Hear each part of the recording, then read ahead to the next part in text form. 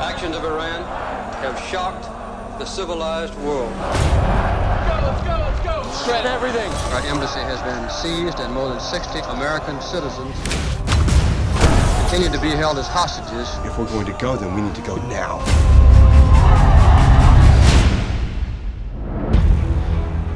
What happened? 6 of the hostages went out a back exit. Where are they? The Canadian ambassador's house.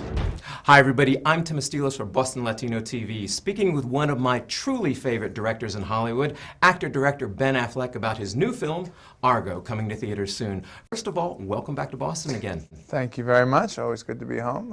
It's rare now that I get to get back unless I'm working, so I really like it. You know, this new film, Argo, is one of your biggest films to date. It's very ambitious. It takes a real-life event that's almost unbelievable. How much of a challenge was it for you as a director to bring this effectively to the screen? Well, as you point out, it was definitely the biggest undertaking of the 3 films that I directed, and you know, in scope, it was multinational, multi-locations in the U.S. There were a lot of different tones. You know, we had thousands of extras. I felt like I was making Ben-Hur, you know, at one point. But it was very satisfying because I had the opportunity to work with really gifted people, really great actors, Alan Arkin, John Goodman, Bryan Cranston, and a great script. You got Revolutionary Guards going door to door. These people die. They die badly. White House? Who wants the 6 of them out? What we like for this are bicycles. Deliver the 6 bikes, provide them with maps. Or you could just send in training wheels and meet them at the border with Gatorade. It's gonna take a miracle to get them out. Now, a lot of your films, like The Town and Gone Baby Gone, they've been very Boston-centric, a little bit smaller in scope. This is international in scope. What was it about this story that appealed to you most as a director? Well, for one thing, I didn't want to do another Boston movie right away. I'd like to keep shooting and working in Boston for a long time, but I don't want to get pigeonholed as a guy who can only work in Boston. What appealed to me really was just the story. I studied the Middle East. It's an area that I've been interested in. It has a kind of humor that really appeals to me. I always liked all the President's Men, the Redford Hoffman movie. I wanted to make the CIA sort of feel like that newsroom. I got an idea. They're a Canadian film crew for a science fiction movie. I fly into Tehran. We all fly out together as a film crew.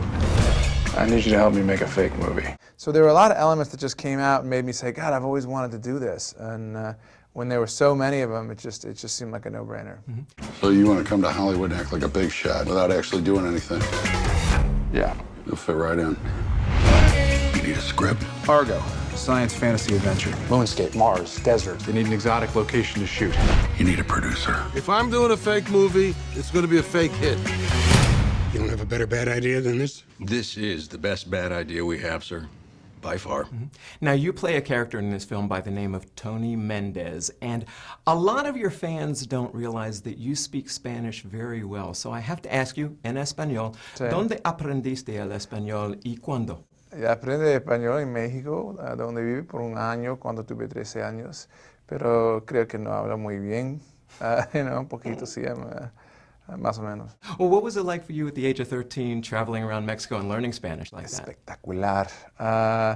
Un país muy linda, la gente, just, I mean, Mexico in 1986 was like paradise on earth. I was in the Yucatan, I was in Oaxaca and Mérida, and then I went down to Cobán, and Tulum, and Palenque, and then the Ciudad in Cuernavaca, and it was like still undiscovered, you know. Now it's a little bit of the like Playa de Miami, you know, in some of these places like Cancun.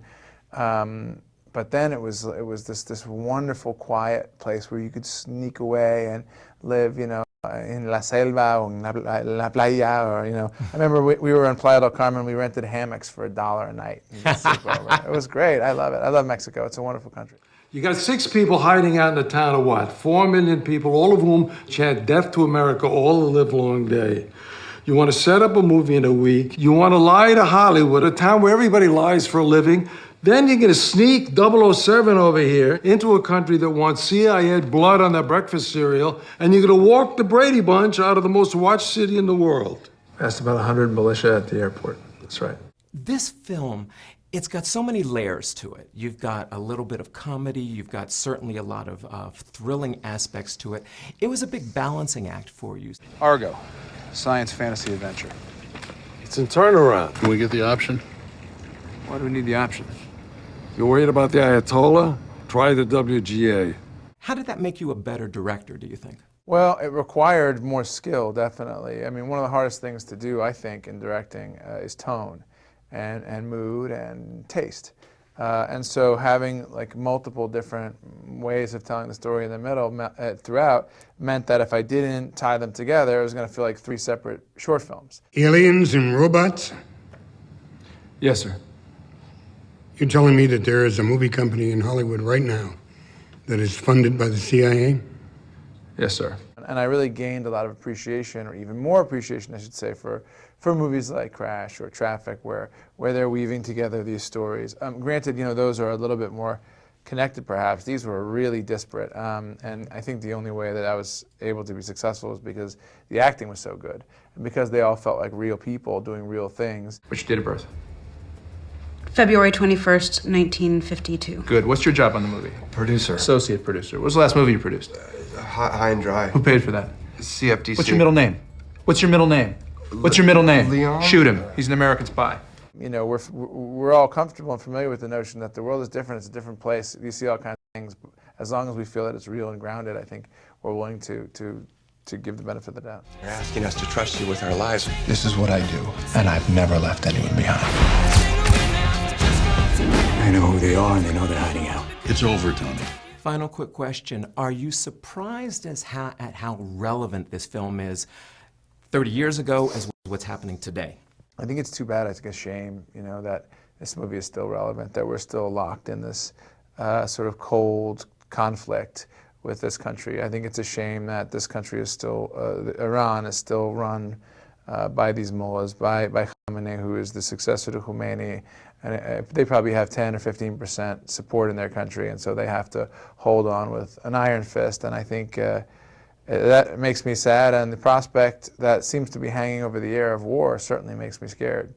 You know, I didn't realize how relevant it was going to be when we started making it, but came the Arab Spring, and this idea of the unintended consequence of revolution really played out in Tunisia and Egypt and Syria now.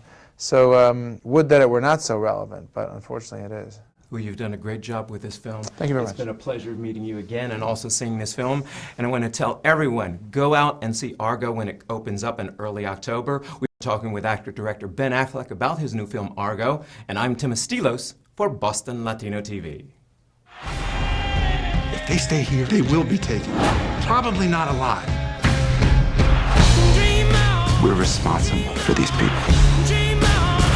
I'm responsible.